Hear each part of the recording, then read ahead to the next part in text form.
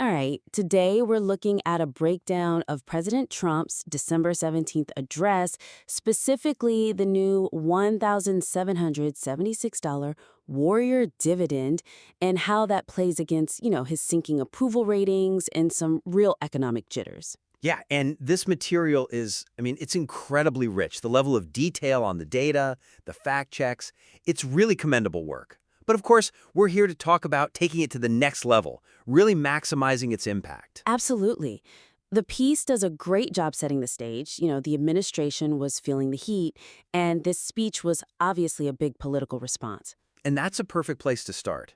So for our first point, while the material gives us these excellent micro-level fact checks, synthesizing all that economic data into one focused story about the president's political vulnerability would really boost its predictive power. Okay, I see what you're saying. We get all the key numbers, the 66% disapproval on inflation, unemployment ticking up to 4.6%, job gains just crawling at like 17,000 since April, and of course the whole affordability hoax line. It's all there, but here's the weakness. Right now, those numbers, they feel a bit like a list. They're static. The analysis doesn't quite connect them into a narrative that just screams political crisis. The reader has to sort of connect the dots themselves to see the urgent risk for the 2026 midterms. Right. The piece calls the speech a defensive pivot, but by just listing the data, it doesn't quite show that the defense is, failing to calm anyone down. You don't feel the political pressure building in real time. Exactly. So the suggestion is to shift the focus, a little less on just reporting the stats, and more on using those numbers to show how this strategic defense isn't landing. Use the data to frame the speech not just as a correction, but as a potential political liability in itself, an expensive move that might not even work. I get that. It adds a layer of urgency. But is dramatic the right tone for this kind of policy analysis? How do you add that urgency and still keep the intellectual rigor? Oh, it's not about being dramatic. It's about establishing the stakes. The rigor actually gets stronger when you use the data to forecast what might happen next. We want the reader to get not just what the economy is doing, but why it forced the president into this specific, very expensive action on that specific night. Ah, okay. That really clarifies why this all matters for 2026. It gives the whole piece a forward-looking edge. It does. And for a concrete example, you could use that shift in the inflation disapproval rate as the main engine for the analysis. Take the jump from 60% in April to 66% in December and directly tie that surge to the labor market softening at the same time. So instead of just saying inflation is up, jobs are down, you structure a section that puts Trump's economic boom rhetoric right up against the reality that for a normal person, the economy feels like it's getting weaker. And they know it. Yes. You use that tiny job gains number, the 17,000 average, as the definitive counterpoint to all the talk about being the hottest country anywhere. When you put those three data points together, it demonstrates a real loss of narrative control. The weakness isn't just the numbers, it's the fact that the public perception is shifting, and the data proves it. And you have to tie it to the timing. Show that the dividend announcement was a direct, almost panicked response to that specific spike in concern that the CNBC survey picked up. It reframes the whole speech as a reaction, not an action. Precisely.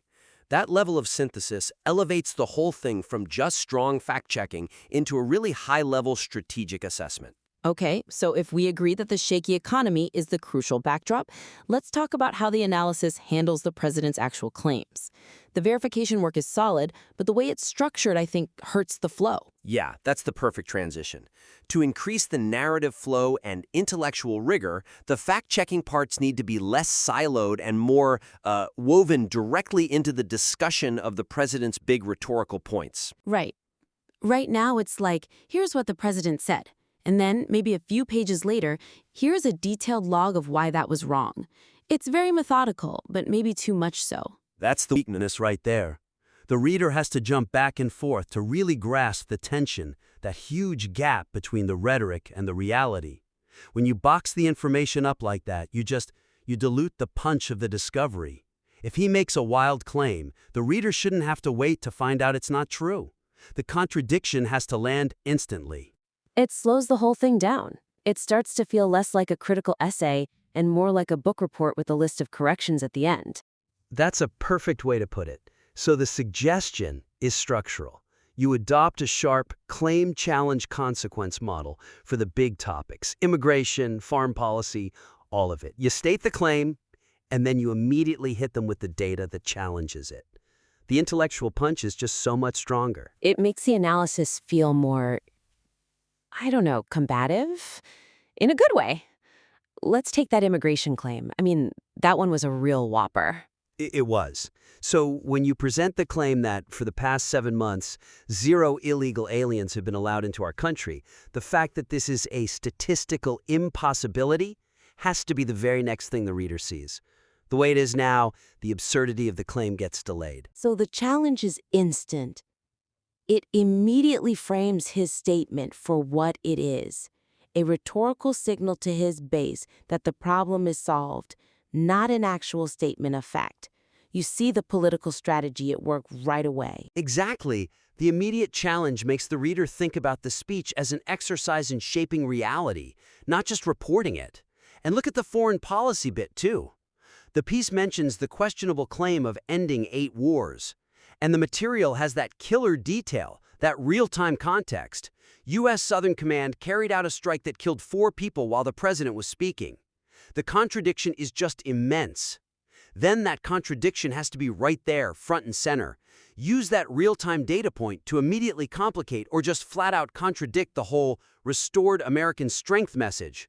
The claim of peace is instantly challenged by the reality of lethal force happening at the exact same moment. It just makes the whole message feel so much more fragile. That is really actionable. It moves the critique beyond just checking numbers into checking the entire coherence of the administration's worldview. What about the drug claim? The downed 94% by ocean and by sea one. Perfect spot for this. Right after you state that claim, you instantly bring in the Government Accountability Office data. You remind the reader that fentanyl, which is the actual killer here, mostly comes from China and Mexico over the southern border. So the verification doesn't just debunk a number, it shows strategic misdirection. It shows the administration is focused on this one area where they can claim a win, but is strategically, almost irrelevant to the public health crisis people are actually worried about. And that's the consequence part, showing why the misdirection matters. That's what takes the analysis up a notch. The immediate contrast forces the reader to really question the administration's strategic focus. Okay, let's pivot to the centerpiece of the whole speech, the 1776 dividend. This was obviously the most potent part of the announcement. It was brilliant communication, and the analysis sees that. But we can go deeper. The analysis correctly identifies the 1776 payment as powerful symbolism, but combining the critique of its funding source with the patriotic number itself will give you a much deeper insight into the communication strategy. Yeah, as I read it, the argument splits them into 2 points. First, that 1776 is symbolic for the founding year, and second, that the funding source he claimed, tariffs, was immediately contradicted by his own White House, who said it came from the basic allowance for housing. And that's the weakness. They're treated as 2 separate facts, when really they are 2 parts of one very sophisticated communications play. And by separating them, the analysis kind of misses the chance to critique the unified political thinking behind it. Ah, I see. So you're saying they deliberately link the unpopular policy, tariffs, which people think raise prices, with this really popular, super patriotic payout. It's a strategic marriage. That's it, exactly. So the suggestion here is to analyze that deliberate link. Frame it as an attempt to rebrand tariffs as this direct revenue generator for the people that pays for patriotism. It's designed to diffuse the whole tariff trap argument. The idea that tariffs are just a tax on consumers. That makes a lot of sense. The point of the speech wasn't really to announce a fiscally sound payment. It was to create a very specific, politically useful story about where the money came from. And the analysis needs to lock onto that specific rhetorical link. For a concrete example, start with the exact words from the speech. Because of tariffs, along with the just passed One Big Beautiful Bill, tonight I am also proud to announce. That phrase, because of tariffs, is doing so much work. So the suggestion is to analyze that connection as a way to solve two political problems at once. First, you get a great news cycle. And second, you make it really hard for Democrats to criticize the money's source or the payout without looking like they're anti-military. It's like an intellectual shield. It is. It's an attempt at political inoculation. The analysis should then pivot to the real funding source, the housing allowance, not just as a false fact, but as hard evidence of how important the narrative was. The story that tariffs directly paid our troops was more important than the fiscal reality. Focusing on the messaging goal being the top priority, even over the truth. Yeah, that really deepens the whole critique of the political machine behind this. It's not just checking a spending bill, it's dissecting a campaign ad. And that's the difference that will make this piece stand out. The court insights are all there. These changes are just about maximizing how they're delivered. They turn a strong report into an analysis people have to read. This has been so helpful. We've really hit 3 major areas for improvement here. So to recap, the first big recommendation is to synthesize all that economic data into one clear story, showing the immediate political risk and framing the speech as a defensive move that isn't quite working. Second, we're really pushing for integrating those fact checks into that claim, challenge, consequence flow. Putting the rhetoric right next to the reality, especially with those real-time examples like the military strike, will give it so much more intellectual force. And finally, go deeper on the symbolic communication. Don't just analyze the 1776 number and the tariff funding separately. Weave them together and analyze that unified strategy as a deliberate move to rebrand an unpopular policy by wrapping it in the flag. This is already expert-level material. Making these refinements to the structure and the rhetoric will just maximize the clarity and the punch of your conclusions. It'll guarantee your analysis lands with the sharpness it deserves. We are genuinely excited to see the next version. If you do implement this feedback, please send the improved work back to us for another look. We look forward to seeing what you send us next.